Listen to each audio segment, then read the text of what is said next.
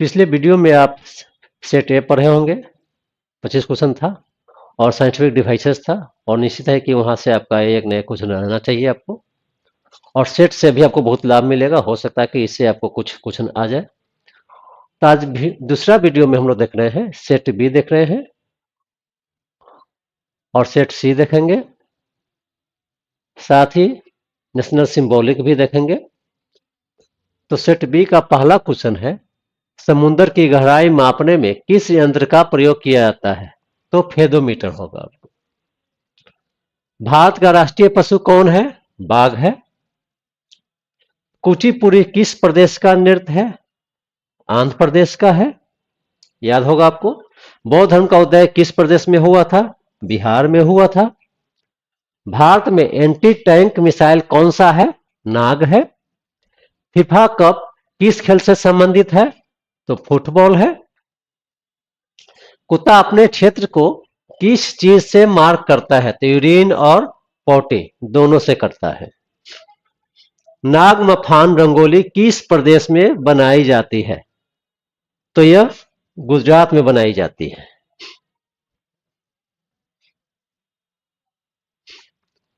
अगला क्वेश्चन है, जीभ के सबसे पिछले हिस्से से किस टेस्ट का पता चलता है? तो करवा का। आप जानते हो कि जीभ का अलग अलग पार्ट से अलग अलग टेस्ट का पता चलता है।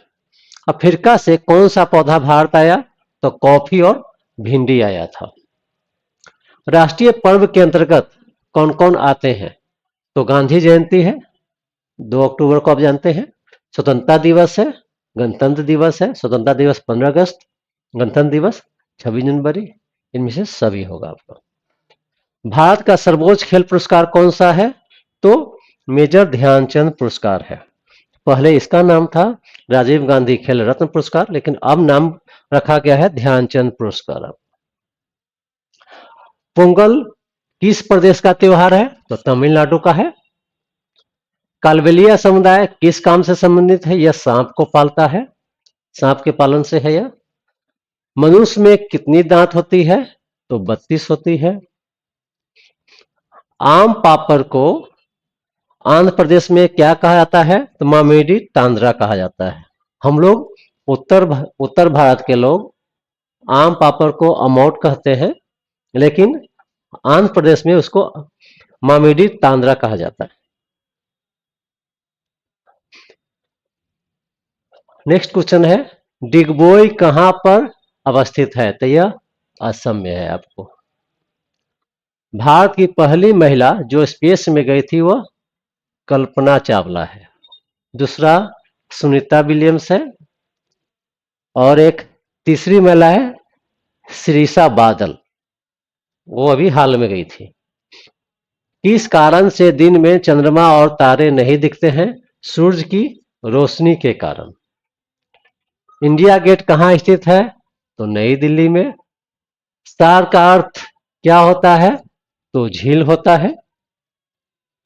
संयुक्त राष्ट्र संघ के प्रमुख का नाम क्या है? तो एंटोनियो गुनातास है, पुर्तगाल के है। मंकी का यंग वन का नाम क्या है? इन्फेंट है। पौधे में भोजन का निर्माण किस अंग में होता है? तो पत्ती में होता है। आप जानते हैं कि प्रकाश संश्लेषण किस में होता है? तो पत्ती में होता है। तो भोजन का भी निर्माण कहां होगा? तो पत्ती में होगा। अगला क्वेश्चन है, भूकंप आने पर पृथ्वी के अंदर सबसे पहले हलचल कहां होता है? तो फोकस में। इस तरह से सेट बी देखे हम लोग। अब सेट सी देखेंगे। पहला क्वेश्चन है, पौधे की वृद्धि होगा,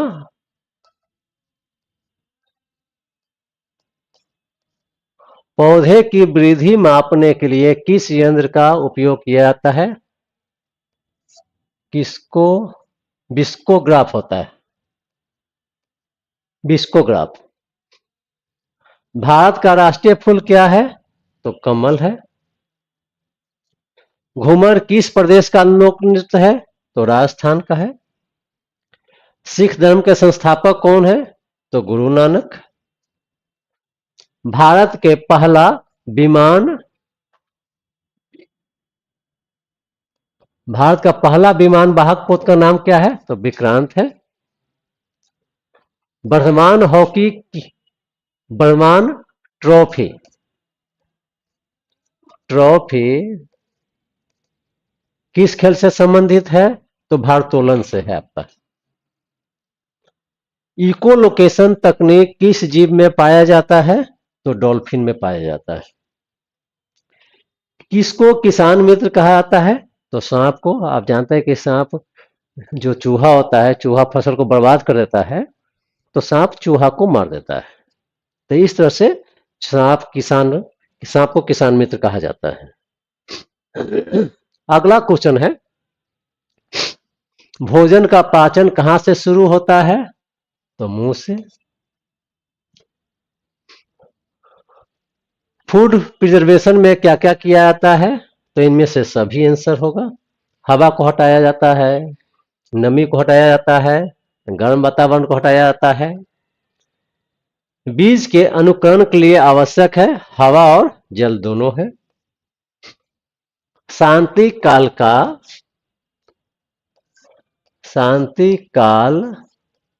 का सर्वोच्च पुरस्कार कौन है? तो अशोक चक्र है। और युद्ध काल का परमवीर चक्र होता है।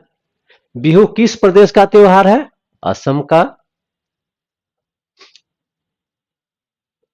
इसमें इंग्स होता है। इंग्स क्या है? तो सांप के जहरीले दांत होते हैं। बच्चे का जब पेट फूल जाता है तो उसे पॉट बेली कहा जाता है। सूक्ष्म जीव क्यों बढ़ते हैं? तो हवा, नमी, गर्म तापमान, इनमें से सभी हो जाएगा आपको। काला सोना किसे कहा जाता है? तो पेट्रोलियम को कहा जाता है। पृथ्वी के कारण कोई भी चीज ऊपर फेंकने पर नीचे आ जाती है, तो गुरुत्वाकर्षण के कारण। चंद्रमा को छुपाने के लिए आंख से कितने दूरी पर सिक्का को रखना चाहिए? तो 25 सेंटीमीटर।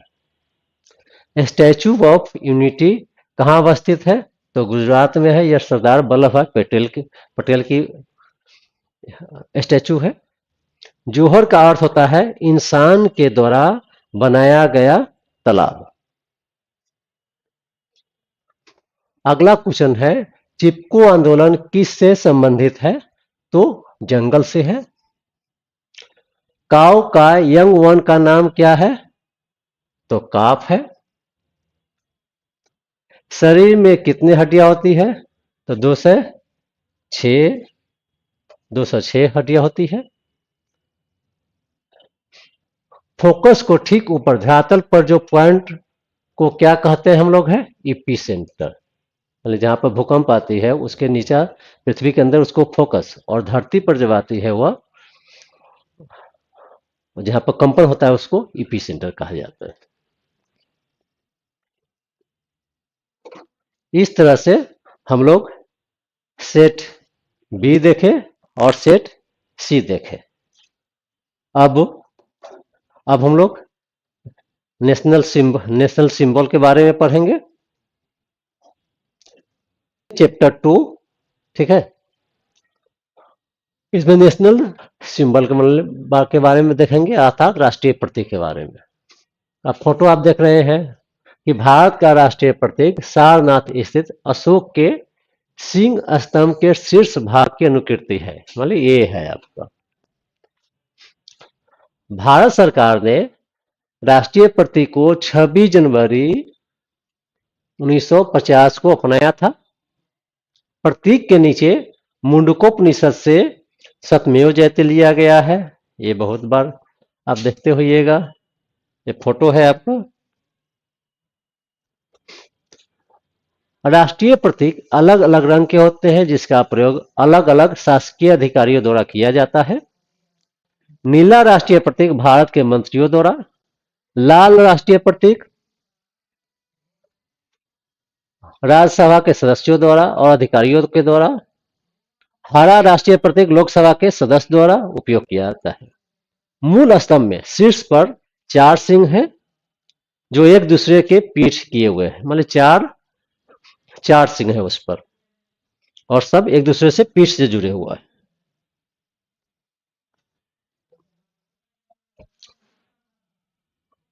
अब अगला है राष्ट्रीय ध्वज। आप देख रहे हैं, भारतीय राष्ट्रीय ध्वज को तिरंगा के नाम से जाना जाता है। भारतीय संविधान ने 22 जुलाई 1947 को इसे राष्ट्रीय ध्वज तिरंगा के रूप में अपनाया था। यह आयताकार है, देख रहे हैं, और इसकी लंबाई तथा चौड़ाई 3:2 का है। यह ध्वज 3 समान है, 30 भागों में बटा हुआ है तथा ऊपर की पट्टी गहरे केसरिया रंग का है, ऊपर वाला। और यह रंग त्याग, शौर्य और बलिदान का प्रतीक है। ध्वज के बीच वाला पट्टी सफेद रंग का है, आप देख रहे हैं। यह सत्य और शांति का प्रतीक है। सफेद रंग हमें सच्चा, शुद्ध, सरल बनने के लिए प्रेरित करता है। सबसे नीचे की पट्टी गहरा हरा रंग का है। यह रंग जीवन, उत्पादकता तथा खुशहाली को दर्शाता है। सफेद पट्टी के बीच में 24 तिलियों वाले गहरे नीले रंग का चक्र है, आप देख रहे हैं। यह चक्र सारनाथ में अशोक द्वारा निर्मित सारनाथ स्तंभ से लिया गया है। ये 24 तिलिया इसमें होती है, एक केसरिया हो गया, सफेद हो गया, हरा हो गया।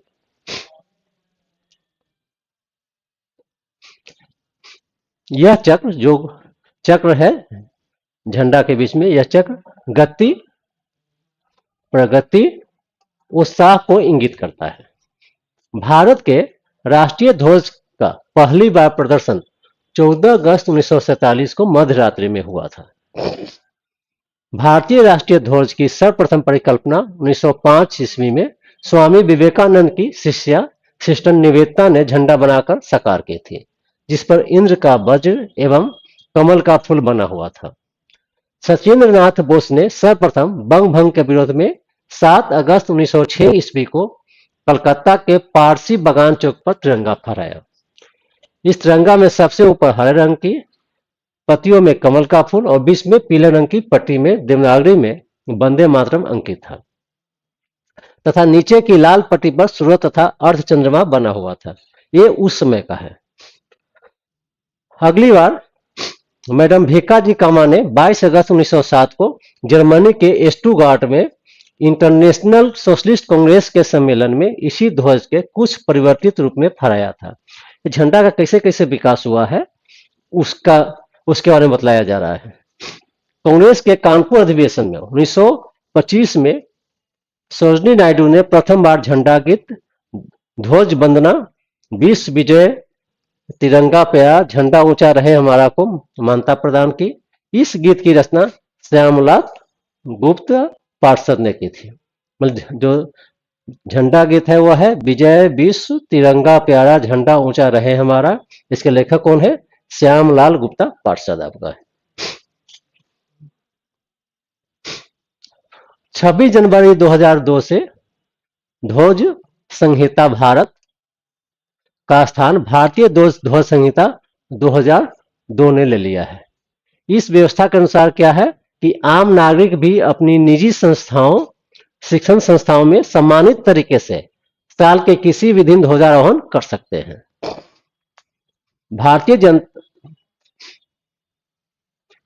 भारतीय ध्वज संहिता 2002 के अनुसार प्लास्टिक के झंडे के उपयोग पर रोक लगा दी गई है। जनवरी 2004 को एक महत्वपूर्ण निर्णय में सुप्रीम कोर्ट संविधान के अनुच्छेद 19(1)(अ) के तहत राष्ट्रीय ध्वज फहराना नागरिकों का मूल अधिकार घोषित कर दिया है। अब यह राष्ट्रीय ध्वज फहराना नागरिकों को मूल अधिकार घोषित कर दिया गया है। तो किस में है? 19(1)(a) में। 15 नवंबर 2008 को भारत ने चांद पर भी अपना ध्वज फहराया है। इस प्रकार चांद पर ध्वज फहराने वाला भारत, अमेरिका, रूस तथा यूरोपीय अंतरिक्ष एजेंसी के बाद चौथा देश बना है।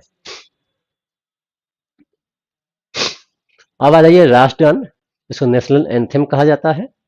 आप देख रहे हैं कि जन गण मन अधिनायक जय हो लिखा हुआ है।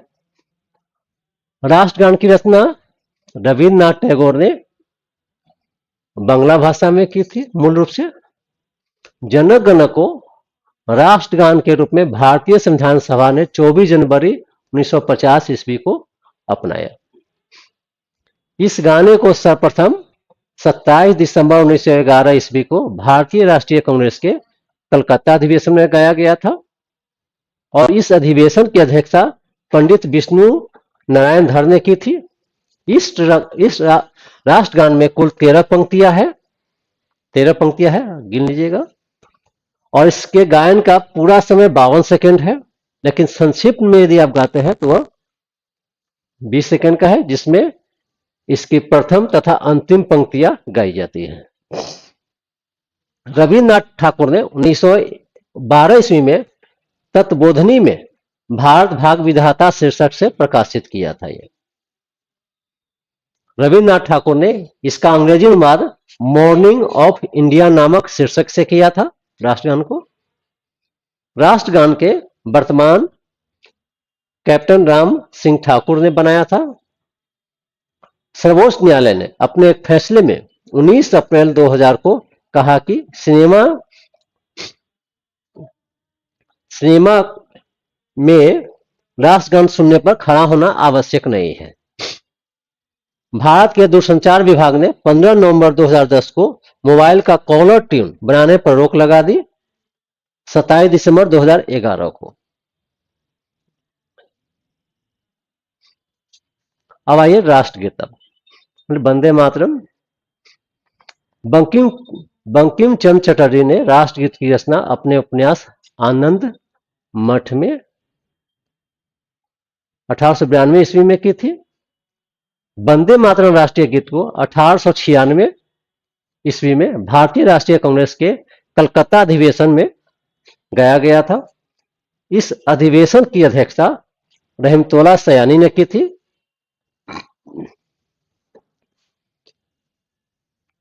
संविधान सभा ने 24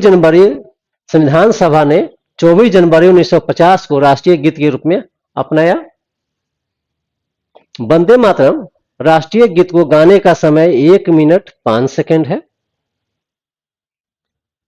राष्ट्रगीत की धुन पंडित पन्नालाल घोष ने तैयार की थी। वंदे मातरम की रचना प्रारंभ में संस्कृत भाषा में है। भारतीय संसद के अधिवेशन का प्रारंभ जन गण मन से तथा समापन वंदे मातरम के गायन से होता है, अर्थात राष्ट्रगान से शुरू और राष्ट्रीय गीत से समापन होता है। वर्ष 2003 में बीबीसी वर्ल्ड सर्विस द्वारा किए गए अंतर्राष्ट्रीय सर्वेक्षण में विश्व के 10 राष्ट्रीय गीत वंदे मातरम का स्थान दूसरा है। इस सूची में पहला स्थान आयरलैंड के राष्ट्रीय गीत ए नेशन वंस अगेन का है। अब आइए राष्ट्रीय पंचांग कैलेंडर। भारतीय राष्ट्रीय पंचांग कैलेंडर ग्रेगोरियन कैलेंडर अंग्रेजी के साथ शक संवत पर आधारित है, अर्थात ग्रेगोरियन कैलेंडर और शक संवत पर आधारित है। शक संवत कुषाण वंश के शासक ने शुरू किया था।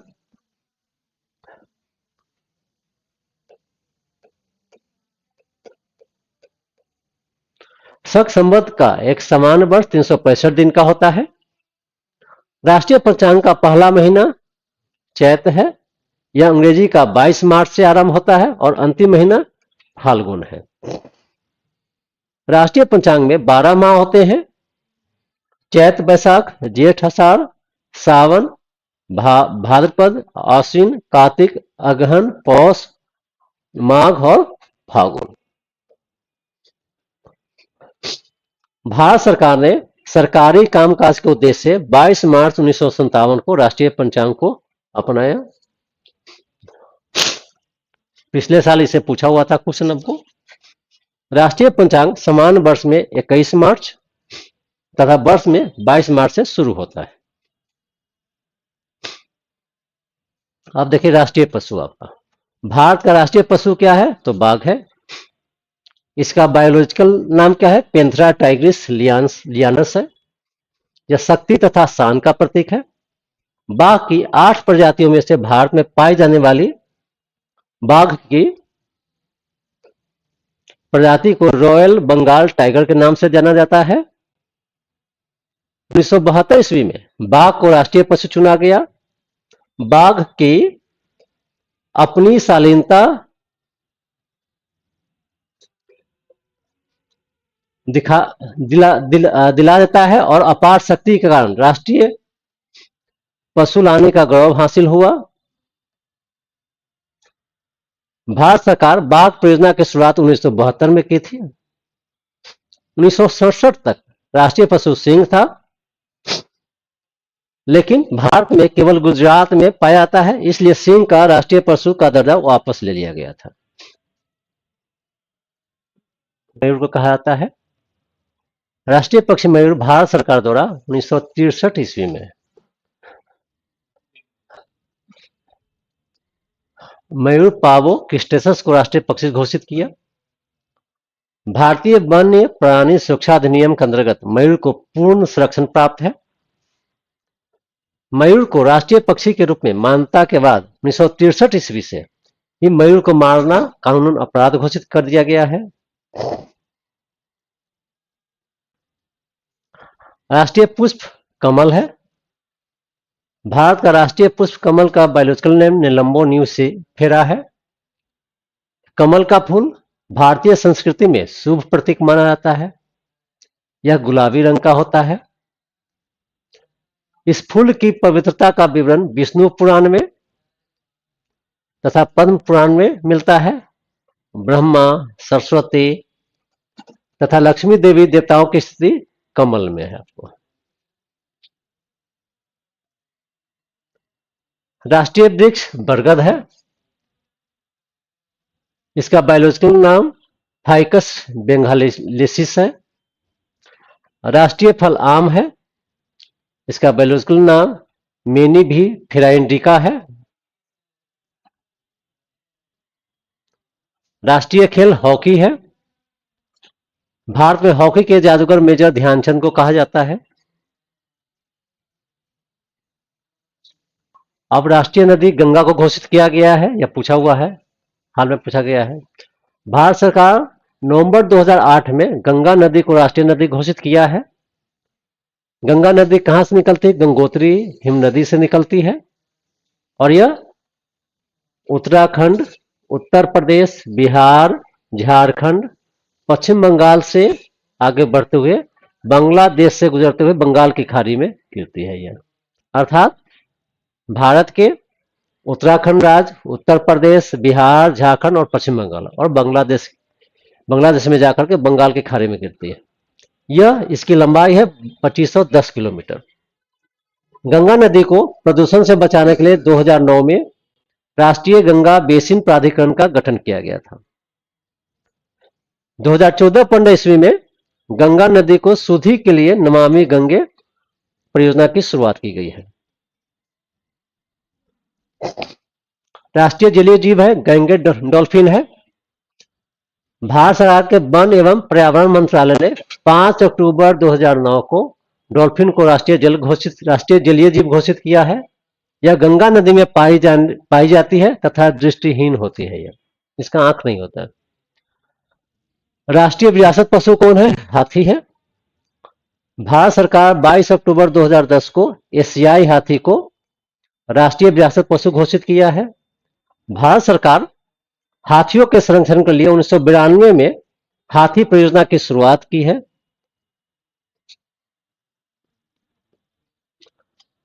राजभाषा हम लोग का हिंदी है। 14 सितंबर 1949 को इसको स्वीकार किया गया था। भारतीय संविधान का अनुच्छेद कितना में है? 343 में है कि देवनागरी लिपि में लिखित हिंदी भारत की राजभाषा होगी। राष्ट्रीय वाक्य हम लोग का क्या है? सत्यमेव जयते।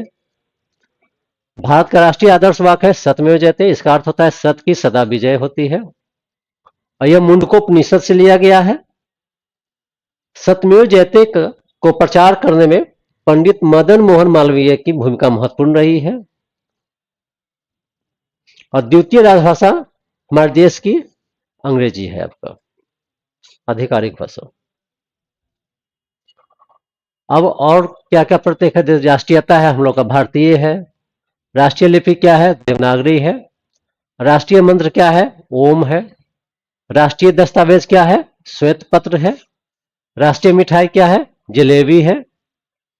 राष्ट्रीय विदेश नीति गुटनिरपेक्ष है आपका। सर्वोच्च राष्ट्रीय पुरस्कार क्या है? भारत रत्न अभी हाल में पूछा, दरोगा में पूछा गया है। राष्ट्रीय मुद्रा प्रतीक रुपया है। राष्ट्रीय मुद्रा रुपया आपका है। राष्ट्रीय पर्व कौन कौन सा है? स्वतंत्रता दिवस 15 अगस्त, गणतंत्र दिवस 26 जनवरी, गांधी जयंती 2 अक्टूबर। राष्ट्रीय भोजन हम लोगों का क्या है? खिचड़ी है। राष्ट्रीय सरीसृप क्या है? किंग कोबरा है। नेशनल पासपोर्ट क्या है? इंडियन पासपोर्ट आपका है। राष्ट्रीय एयरलाइंस एयर इंडिया आपका।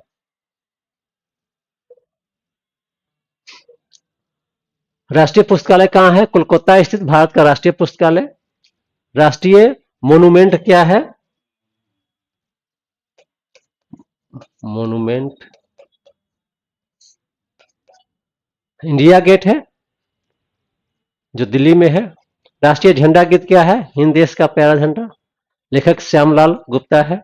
राष्ट्रीय सब्जी क्या है? पंपकिन है। राष्ट्रपिता महात्मा गांधी को कहा जाता है। और गांधी जी को अलग अलग उपनाम, जैसे राष्ट्रपिता सुभाष चंद्र बोस ने कहा था, महात्मा रविन्द्रनाथ टैगोर ने कहा था, मलंग बाबा खुदाई खिदमतगार के खान अब्दुल गफार खान ने कहा था, बापू आपका पंडित जवाहरलाल नेहरू ने कहा था, अर्थनग्न फकीर विंस्टन चर्चिल जो ब्रिटेन के प्रधानमंत्री उस समय में थे 1942 में, उसने कहा है।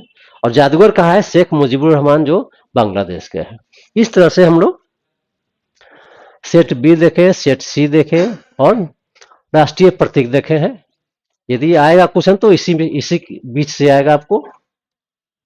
इस तरह से इसको देख लीजिएगा और इससे आपको बहुत फायदा होगा।